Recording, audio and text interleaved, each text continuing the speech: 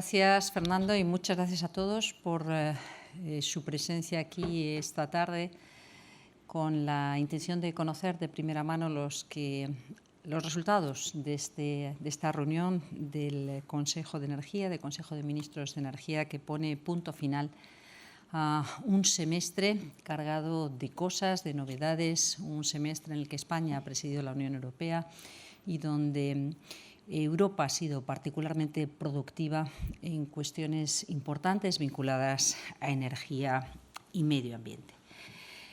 Hemos celebrado una reunión cuyo objetivo principal era tomar decisiones sobre si resultaba importante o no, si resultaba conveniente o no prorrogar la aplicación de los reglamentos de emergencia que adoptamos el año pasado durante la crisis energética, consecuencia de la invasión de Ucrania por parte de Rusia. Medidas vinculadas a la intervención en el mercado, a las señales que nos permitan facilitar unos precios claros con respecto al gas, pero también a la aceleración de la transición de la inversión en energías renovables, facilitando la aceleración de los procedimientos de permiso. La reunión ha sido una reunión, yo diría, enormemente productiva, donde todos los ministros hemos constatado la importancia de mantener estos reglamentos más allá del tiempo inicialmente pensado. No hay duda de que estamos significativamente mejor de lo que estábamos hace un año, que los peores momentos han quedado atrás, pero en todo caso las turbulencias, las incertidumbres con respecto a cómo evolucionará la geopolítica, los conflictos que vivimos muy cerca de las fronteras europeas y el impacto que esto pueda tener en los precios de las materias primas es suficiente como para expresar de forma clara y contundente la voluntad del Consejo de Energía de prorrogar estas medidas que esperemos no sea necesario aplicar, pero en todo caso es correcto que sigan en vigor. Les recuerdo rápidamente los 3 reglamentos que han sido objeto de negociación y extensión. El primero es el Reglamento de Emergencia del Mecanismo de Corrección de Mercado, que establece un techo al precio que la Unión Europea está dispuesta a pagar por las importaciones de gas en caso de crisis internacional. Nunca ha sido necesaria su aplicación, pero debo recordar que la adopción hace ahora justo un año permitió no solamente una caída inmediata de los precios del gas, sino la estabilización de los precios del gas que adquirían los operadores europeos. Un ejemplo muy claro de hasta qué punto el mensaje fue entendido y fue correcto. El segundo de estos reglamentos de emergencia es el relativo a la solidaridad, el que nos habilita para hacer compras conjuntas de gas y aprovechar el poder de la demanda de la Unión Europea. Un reglamento que seguirá vigente también en los próximos meses, si bien deja de ser obligatoria la participación, las cuotas de participación de cada uno de los operadores de los Estados miembros. Es un reglamento que establece medidas de apoyo entre los distintos Estados en caso de que se declare una situación de crisis parecida a la que vivimos el año pasado y que aporta más transparencia con respecto a los mecanismos de formación de precios del gas. Y finalmente hemos prolongado el reglamento para acelerar la tramitación de instalaciones de energía renovable, un reglamento que permite incrementar el carácter de las energías renovables considerados como prioritario con respecto a otros intereses también cubiertos por la normativa europea. Las redes, las instalaciones de generación han de poder ser plenamente operativas a la mayor velocidad posible, con la mayor agilidad posible. El Consejo ha decidido que esté vigente hasta el 30 de junio de 2025, de modo que se facilite la adaptación de las disposiciones temporales incluidas en este reglamento con las disposiciones estructurales, con los cambios que se han incluido en la Directiva de Energías Renovables, que también ha sido finalmente respaldada, aprobada durante la presidencia española de la Unión Europea. Quisiera, además, destacar algunos otros puntos que han sido objeto de debate en esta reunión del Consejo. Hemos tenido ocasión de hacer un repaso sobre lo que ha sido la presidencia española de la Unión Europea en materia de energía. las importantes modificaciones estructurales que hemos visto respaldadas durante estos meses gracias al trabajo de los equipos técnicos de todas las delegaciones nacionales, la Comisión y la Presidencia. Muchos de estos expedientes surgen como consecuencia de la crisis energética derivada de la guerra de Ucrania. Otros preexistían en la medida en la que formaban parte de la cartera de expedientes clave para sacar adelante la propuesta de reducir nuestras emisiones un 55% antes del año 2030. La reforma del mercado, la capacidad industrial europea vinculada a la ley de materias primas o a la industria cero emisiones son algunos de los ejemplos, junto con el paquete de gas e hidrógeno o la directiva que permite introducir medidas para reducir las emisiones de metano en el sector energético, o aquel que, junto con la reforma del mercado eléctrico, nos asegura una mayor transparencia en la formación, en el funcionamiento del mercado. Ha sido también esta reunión una reunión importante para poner en común la información relativa a distintas iniciativas internacionales, para comentar el informe hecho público por la Comisión ayer mismo sobre los borradores de planes nacionales de energía y clima remitidos por los Estados miembros. Ha sido una reunión en la que hemos tenido ocasión de compartir información y vernos una vez más con el ministro ucraniano de Energía, German Galushenko, que nos ha puesto al día con respecto a la situación de su país y con respecto a las distintas medidas, las distintas disposiciones importantes, y en la que los ministros hemos podido expresar nuestra solidaridad, nuestro apoyo, pero también tomar nota y confirmar la voluntad de seguir trabajando precisamente en la semana en la que se ha dado un paso adelante importante de cara a la incorporación de Ucrania a la Unión Europea.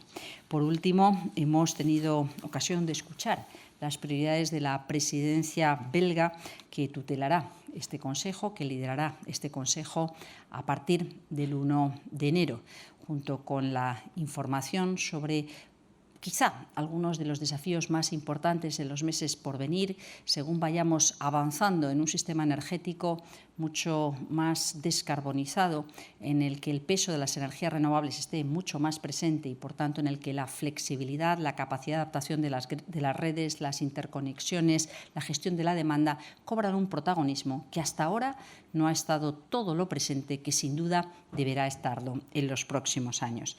Estas son las reflexiones más importantes compartidas por todos los ministros. Agradezco de nuevo su presencia. Quedo a su disposición, bien seguro, después de escuchar las reflexiones de la comisaria Kadri Simpson, que ha sido de tanta ayuda en estos años tan complicados y en estos meses tan intensos. Muchas gracias, comisaria. David Bidueiro, Spanish Public Radio, Radio Nacional de España. It's a couple of questions for the Spanish Minister, por Ribera, así que continuaré en español. Quería preguntarle por dos medidas en particular. Ahora que se ha extendido el tope al gas a estos 180 euros el megavatio hora, no sé si el Gobierno, ¿qué tiene pensado hacer con el mecanismo ibérico y qué tiene pensado hacer con la minoración del gas, esos 67 euros megavatio hora que están en vigor en España y que, si no recuerdo mal, finaliza el 31 de diciembre? Gracias. Muchas gracias por la pregunta. La extensión del mecanismo ibérico, que en principio acaba el 31 de diciembre, requiere un procedimiento de aprobación por la Dirección General de Competencia de la Comisión, que ya dejó claro que en principio entendía que más allá del 31 de diciembre de este año no era posible llevarlo a la práctica. En principio, los precios del gas se han estabilizado muy por debajo de lo que vivimos en agosto de 2022, lo que explica en gran medida por qué desde febrero no se ha activado este mecanismo. Con respecto al resto de las cuestiones del paquete de protección de los consumidores activado tras la invasión de Ucrania y las alteraciones del precio de la energía, estamos trabajando en estos momentos con el conjunto de los departamentos ministeriales afectados, y en los próximos días se conocerá cuáles son las medidas que se puedan extender durante el año 2024, por lo que no corresponde hacer una valoración preventiva. Gracias. And a question for the presidency. What was the most difficult file you had to deal with during the presidency? And what did you leave the Belgian presidency with? What remains to be done to conclude the work? Thank you. I thank you for the question. I think that my first comment would be that luckily we had got an intense training during 2022, working together at the level of the Council of Ministers for Energy. And I think that has helped a lot. There were lots of files that were open, some of them with different backgrounds, different positions coming from the different member states. So the most difficult issue was how to reconcile the different positions towards a common goal. I would say that every single delegation expressed their strong commitment to reach agreement and to improve our capacity to respond to the energy transition requirements, and that made our life a little bit easier. So probably the most challenging thing was that there were too many things to be dealt with. You know that some of these files were negotiated in a very passionate manner by some member states, but we finally reached common ground, and I have to say that the most successful thing is that all of them are, done.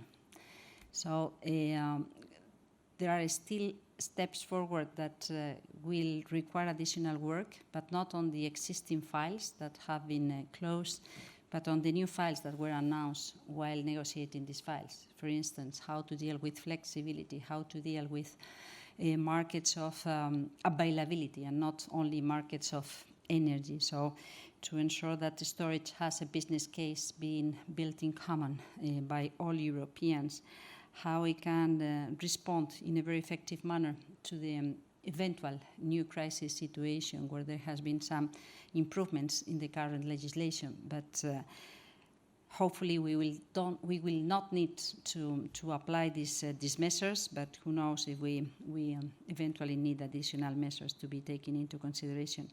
So my main message is a message of gratitude to all my colleagues, a message of satisfaction, because I think that these years have been sufficiently complicated to show to what extent it's important to build Europe, to count on Europe, and to solve problems together.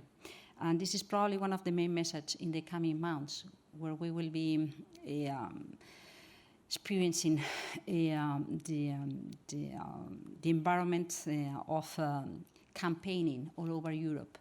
It is much better to count on an European response than to count only on ourselves to cope with big problems.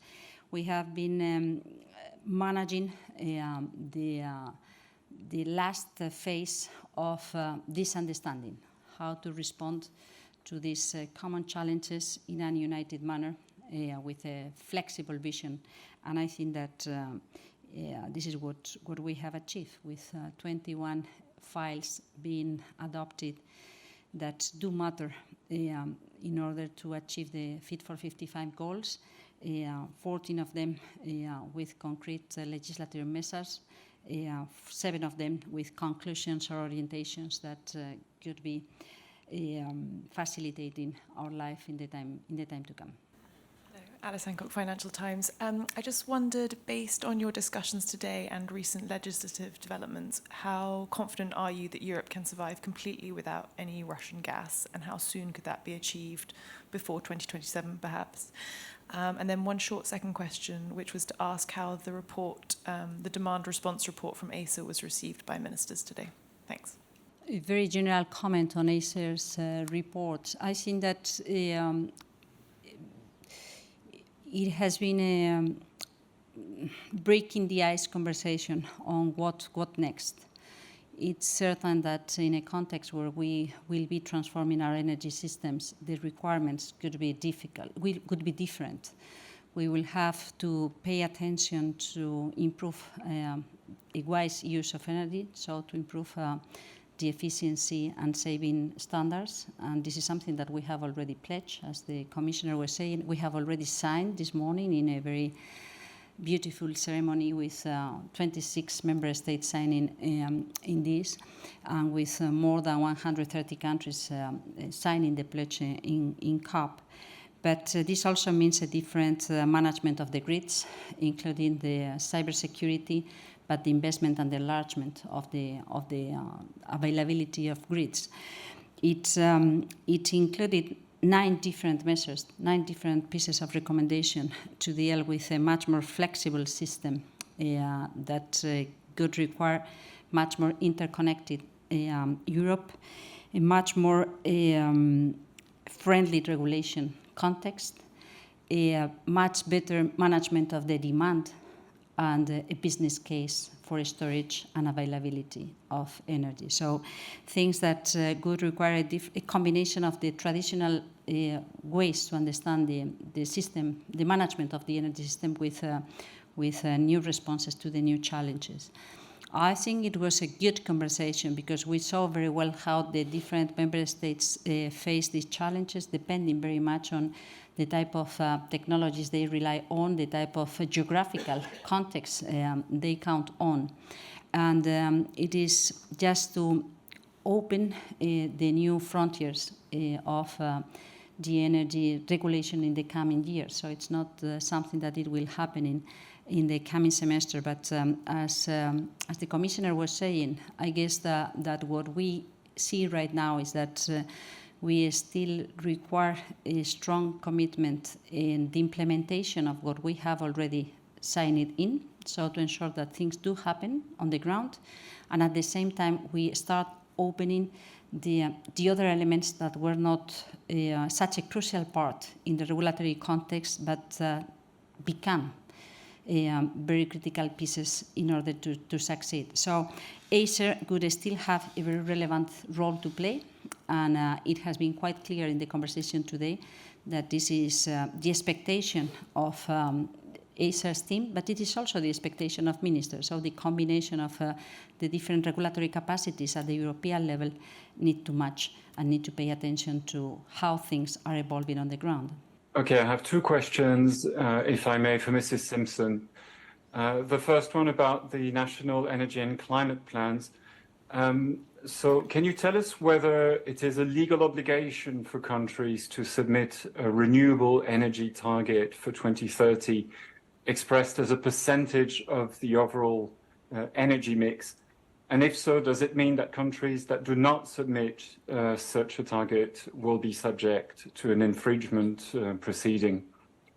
And then second question, what do you make of the suggestion made today by the Nuclear Alliance to replace the current renewable energy target with a low carbon energy target?